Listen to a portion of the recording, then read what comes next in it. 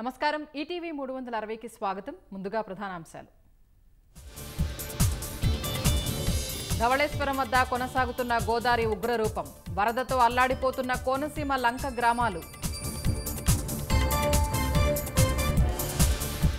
శబరి గోదావరి వరదల ధాటికి అల్లూరు జిల్లా విలవిల నీట మునిగిన గ్రామాలు పునరావాస కేంద్రాల్లో బాధితులు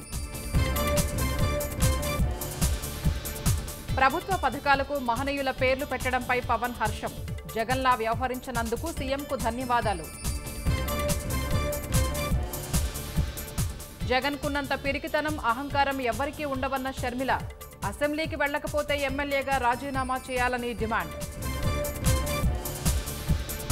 మదనపల్లి ఫైళ్ల దగ్ధం కేసులో విచారణ వేగవంతం మాజీ ఎమ్మెల్యే నవాజ్ బాషా విచారణకు రావాలని నోటీసులు